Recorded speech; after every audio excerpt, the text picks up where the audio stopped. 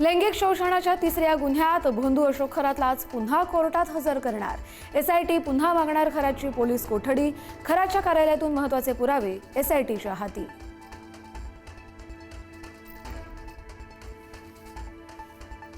एकशे 32 खात्यांच्या तपासात खरातचा नवा कारनामा उघड।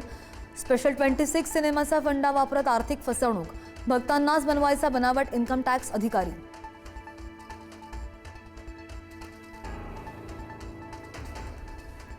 दोन दिवसांपासून गायब असलेल्या सायली सुर्वेचा व्हिडिओ समोर। आपण सुरक्षित असून अपहरणाची बातमी गैरसमजुतीतून पसरल्याची सायलीची व्हिडिओतून माहिती।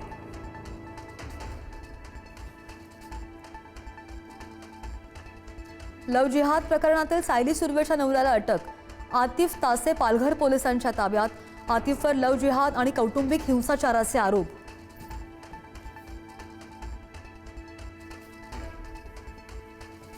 नाशिकमधल्या बहुराष्ट्रीय कंपनीमध्ये हिंदू तरुणींवर अत्याचार आणि धर्मांतराचं प्रकरण उघडकीस। हिंदू देवदेवतांबद्दल आक्षेपार्ह विधानं।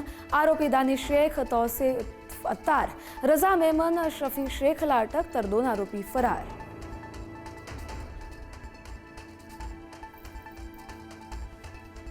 तर नाशिकमध्ये कॉर्पोरेट लव जिहाद संघटित गुन्हा असेल तर मकोका लावा। भाजपचे आमदार गोपीचंद पडळकरांची मागणी।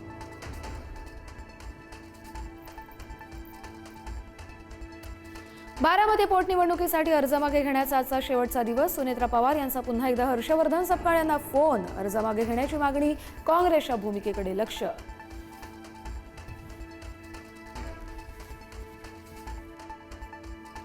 बारामती पोटनिवडणुकीवरून काँग्रेसमध्ये वादंग। सुनेत्रा पवारांविरोधात उमेदवारी मागे न घेतल्यास प्रचारामध्ये न उतरण्याचा काही वरिष्ठ नेत्यांचा निर्णय।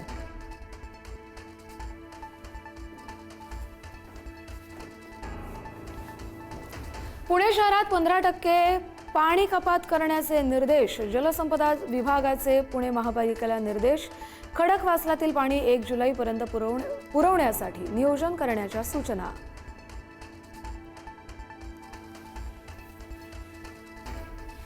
हिंगोलीमध्ये 72 कोटी रुपयांचा उड्डाणपूल थेट शेतात।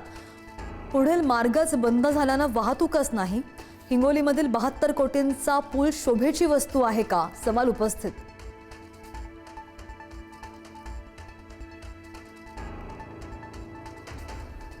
आसाम, केरळ, पुद्दुचेरी विधानसभा निवडणुकीसाठी मतदान सुरू।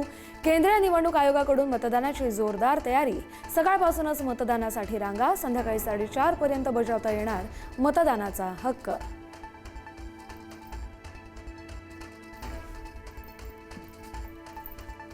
होर्मुझची सामुद्रधुनी इराणकडून पुन्हा बंद। लेबनॉनवरील इस्रायलच्या हल्ल्यानंतर इराण सरकारचा निर्णय।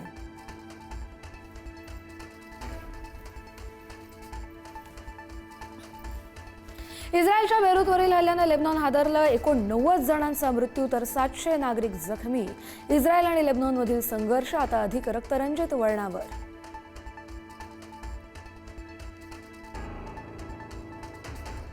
इराणकडून होर्मुझची सामुद्रधुनी पुन्हा बंद। लेबनॉनवरील इस्रायलच्या हल्ल्यानंतर इराणचा निर्णय। लेबनॉनमधील अनेक शहरांवर इस्रायलचे हल्ले।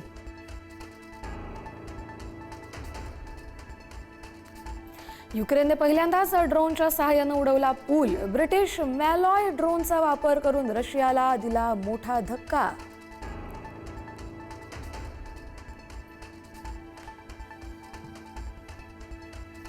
शस्त्रसंधीच्या घोषणेनंतर सोने चांदीच्या दरामध्ये उसळी। सोन्याच्या दरामध्ये प्रतितोळा 3,000ची तर चांदीच्या दरामध्ये प्रति किलो 10,000 रुपयांची वाढ। अक्षय्य तृतीयेच्या मुहूर्तावर सोनं 1,80,000 रुपयांपर्यंत पोहोचण्याची शक्यता।